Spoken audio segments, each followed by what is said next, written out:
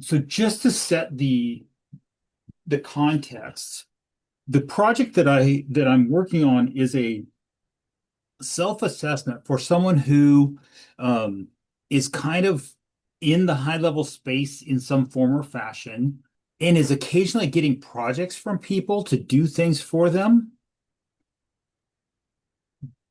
but they aren't getting a consistent flow of a particular kind of project.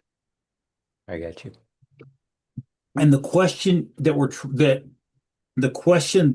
I'm hoping to help resolve is, do I even know what business I'm in? Um, so here's a I'm actually I had an analogy that had been going through my mind for the last actually for most of the last quarter, and I hadn't said it out loud until I did a little walking and talking selfie video, and then the video didn't turn out very well. So I'll probably redo that this afternoon. But yesterday while I was walking the dogs, I had this little talk. Um, but rather than using the one that I shot yesterday, I'll probably shoot a new one. And it goes like this. On the streets of America, you can see cars by Honda and you can see cars by Toyota. But do you know that those two companies are not in the same business?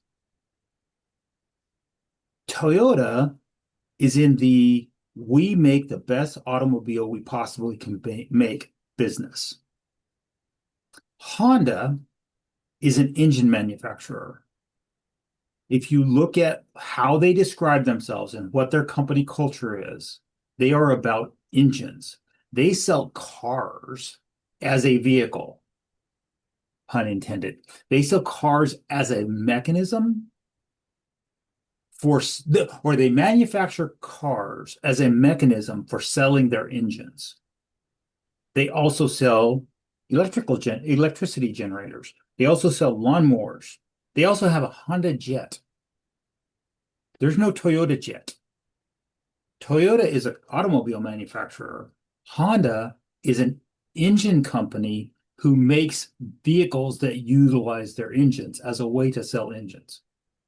The point of that little story, that analogy, that vignette is just because you have a high level agency subscription doesn't mean you're in the same business as someone else who has a high level agency subscription. Mhm. Thank you for acknowledging that. So the point of the nine business models framework that I have developed is Hey Keith, to go ahead.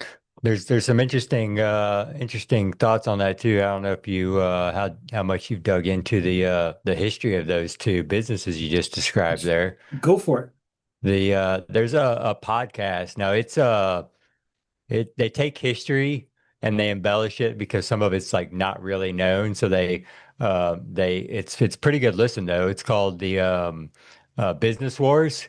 And it's like Honda versus Toyota, Pepsi versus Coke, those types Hmm. of things, Microsoft versus Apple. And it's like there's like actors, voice actors, they act out some of the scenes and stuff, and some of it's Hmm. like, obviously it's It. based on what could have happened, and some of it's askew. But Hmm. the interesting thing about that is to kind of your point is, um, Honda was like the chief engineer Hmm.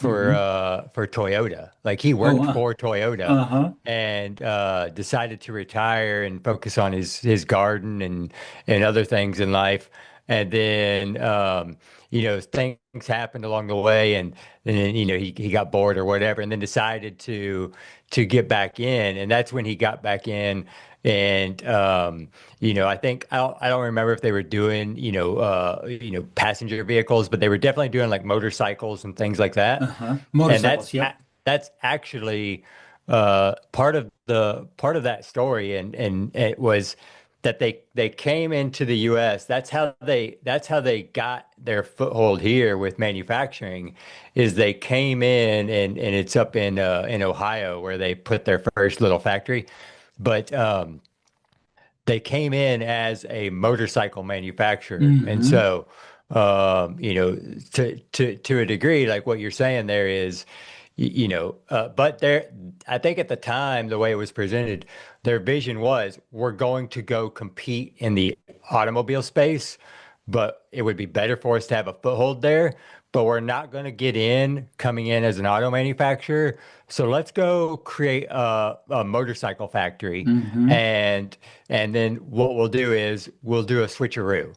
And Hmm. so I think to the point is, the path you go down, doesn't always have to be the path you stay on, and Hmm. sometimes the journey to get where you want to get to, can take you down a different place. Hmm. So those nine business models you're chatting about, I think can get a little blurry, but Hmm.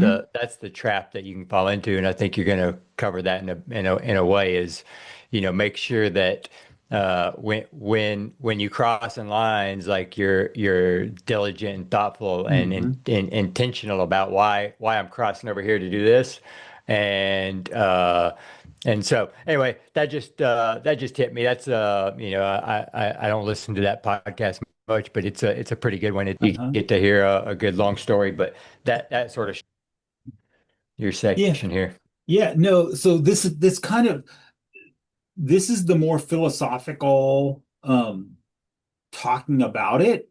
Aaron, you just made a really important point that I had actually intuitively I understood it in 2025 that it was part of the idea that I was trying to communicate, but it didn't bubble to the surface. So what I was working on is the mechanics of the self-assessment, but the point is the self-assessment falls within this framework. And Aaron, so one of the things that you have helped me learn is how to have AI help us think about things, how to have AI help us solve problems. And a lot of your problems that you solve are the more technical, mine were the more conceptual. But what I had ChatGPT do is I defined for it the nine business model framework and the nine-point marketing plans. And then I'm having it help me do the Monday presentations here in the GHL Business Launch Crew. And as I'm having it take my basic ideas and expand it out to 40 or 50-minute long training sessions, it's pulling out details that intuitively make sense to me, that I know that's part of the value of the two models. But somebody who's busy doing their life, who isn't invested in this part of the business, may not see those ideas because the models aren't spinning in their heads. You just pulled out something that I had observed in 2025, but I hadn't articulated until ChatGPT said, this is the friction that comes when you cross those lines in the business model.